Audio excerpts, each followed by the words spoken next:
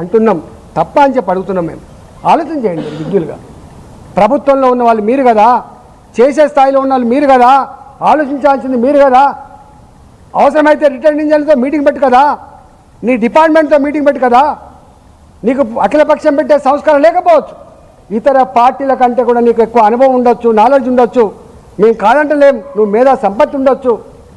కానీ మేము అడుగుతున్నది రోజువారీగా హెడ్లైన్స్లలో గీ టైటిల్ రావాలని చెప్పే సోకు నీకు ఉండొచ్చు. రోజు ఆ వార్తలు చూసి సంతోషపడుతుండొచ్చు. కానీ ప్రజలు మాత్రం దుఃఖిస్తున్నారు. ప్రజలు దుఃఖిస్తున్నారు. ఇలా అడుగుతున్నారు. నేను మొన్న పోతే ఒక 20 మంది అడిగినా ఏమైందంటే, సార్ తప్పు సార్, నువ్వు పట్టించుకుంటలేవు సార్, నువ్వు మా కరీంనగర్ జిల్లాలో వదిలిపెట్టిపోయినావు, నువ్వు పోయి హైదరాబాద్లో పడ్డావు, కష్టమవుతుందని చెప్తున్నారు అని 20 మందిని అడిగితే 19 మంది తప్పు చేస్తుంది సార్ గవర్నమెంట్ అంటున్నారు. అర్థం చేసుకో, నీ ఇంటెలిజెన్స్ ఎడిపోయింది, నీ ఆఫీసర్లు ఎడిపోయినరు, నీ కార్యకర్తలు ఉన్నారు, నీ నాయకులు ఉన్నారు, నీ గ్రామాల రిపోర్ట్లు ఉన్నాయి. నువ్వు బీఆర్ఎస్ పార్టీని బోన్లో నిలబెట్టే ఉద్దేశంతో నువ్వు నిలబెడుతున్నది బీఆర్ఎస్ పార్టీ నాయకులను కాదు, నువ్వు నిలబెడుతున్నది రేపు హైదరాబాద్ ప్రజానికాన్ని తాగే నీళ్ళు లేకపోతే నిలబెడతావు. నువ్వు బోన్లో నిలబెడుతున్నది ఉత్తర తెలంగాణ, నల్లగొండ, ఖమ్మం, వరంగల్, కరీంనగర్ ప్రజానికాన్ని, నిజామాబాద్ ప్రజానికాన్ని నువ్వు రైతాంగాన్ని నిలబెట్టబోతున్నావు. రేపు తాగే నీళ్ళకి కాస్త ఇబ్బంది వచ్చే ఆస్కారం ఉంది. కాబట్టి దయచేసి నేను అంటున్నా, రేవంత్ రెడ్డి గారు, దాడులు పక్కకు పెట్టు, విమర్శలు పక్కకు పెట్టు, ఎదురుదాడి పక్కకు పెట్టు, నీచమైన రాజకీయాలు పక్కకు పెట్టు, ప్రజల గురించి ఆలోచించే నీకు ఆశీర్వాదం దొరుకుతుంది. గుర్తుపెట్టుకో. ఇవాళ మమ్మల్ని బీజేపీ బీఆర్ఎస్ ఒకటే, ఎట్లా బీజేపీ బీఆర్ఎస్ ఒకటే రేపు ముందు వెళ్తుంది బాబు. రేపు బీజేపీ రేపు ఏం చేయబోతుందో రేపు నీ కిందికి నీళ్ళు వచ్చినప్పుడు వెళ్తుంది బాబు. ఇవన్నీ అధికారం ఉన్నప్పుడు అహంకారంతో ఏవి కళ్ళు కనబడకుండా అన్ని మాట్లాడతారు. ఇవాళ నీ వందిమా గాథలు ఆహా ఓ అంటారు. అంతకుముందు ముఖ్యమంత్రి కూడా ఇట్లా అన్నారు, నీకెదురెక్కడ సార్, నీకు 20 ఏళ్ళు 30 ఏళ్ళు నీదే పోసారన్నారు.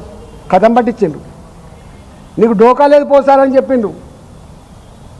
ఎంత ఉద్యమ నాయకులైనా ఎంత పని చేసినట్టు కనబడ్డా సందర్భం వస్తే పాతాళంలో పాతరేతరనే చరిత్ర మర్చిపోకు. నేను అంటున్నా, నా మీద మాట్లాడు కాదు, నువ్వు ప్రజలతో మాట్లాడు, ఇంజనీర్తో మాట్లాడు, కాంట్రాక్టర్తో మాట్లాడు, పని చేయించే ప్రయత్నం చేయి. ఇవాళ నిజంగా నేను అంటున్నా, ఒక్క పంట వేస్తే రైతు సైకాలజీ ఎట్లుంటుందంటే, చివరికి పొట్ట మీదకి వచ్చినప్పుడు నీళ్ళు లేకపోతే, ఈనంగా నీళ్ళు లేకపోతే, వచ్చే పంట 30,000 పంట అయినప్పటికీ కూడా 3 లక్షల రూపాయలు పెట్టి బాధిత అవుతాడు. దట్ ఈజ్ ఫార్మర్ అంటోడు వ్యవసాయం చేస్తాడు, బిజినెస్ గురించి ఆలోచించాడు, లాభ నష్టాల పట్టిక గురించి ఆలోచించాడు. కళ్ళ ముందే తను వేసిన పంట ఎండిపోతే, చేతికి రాకపోతే దుఃఖిస్తాడు రైతు. గది రైతు సైకాలజీ. ఇవాళ ఈ లక్ష్మీ ఇవాళ ప్రాణహిత చేవెళ్ళ ప్రాజెక్టు మీ పాత ఏదైతే ఉందో, ఇవాల్టి ప్రాణహిత ప్రాజెక్టు ఏదైతే ఉందో, నేను అంటున్నా, ఒక్క తడికి నీళ్ళు ఇచ్చినా కూడా పంట బయటపడుతుంది.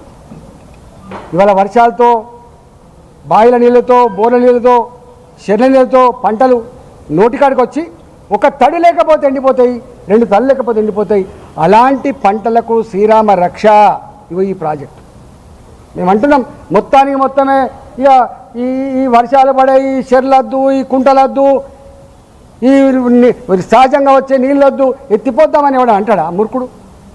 అంటున్నది ఏంటంటే, ఇవన్నీ ఉండంగా కూడా చివరి వరకు పంట పండకపోతే రైతు అనేవాడు నష్టపోతున్నాడు. కాబట్టి 1,000 కోట్ల రూపాయలు నష్టపోతున్నాడు. రైతుకు 6,000 రూపాయలు చొప్పున సంవత్సరానికి ఇస్తాడు. ఇవన్నీ కూడా రైతు ఇలా మన దేశం ఇవాళ మన దేశం వ్యవసాయ దేశం. మన ఎకానమీ దాని మీద ఆధారపడి ఉంటుంది. 100కి 65% మంది ఇవాళకి కూడా గ్రామాలలో ఉంటున్నారు. వాళ్ళు కులాలు వేరు కావచ్చు, మతాలు వేరు కావచ్చు, రైతులు కావచ్చు, రైతుల దగ్గర పనిచేసే కూలీలు కావచ్చు. వ్యవసాయం మంచుకుంటేనే బట్టల షాపు నడుస్తుంది, వ్యవసాయం మంచుకుంటేనే బంగారం షాపు నడుస్తుంది, వ్యవసాయం మంచుకుంటేనే పిల్లల ఫీజు కడతారు.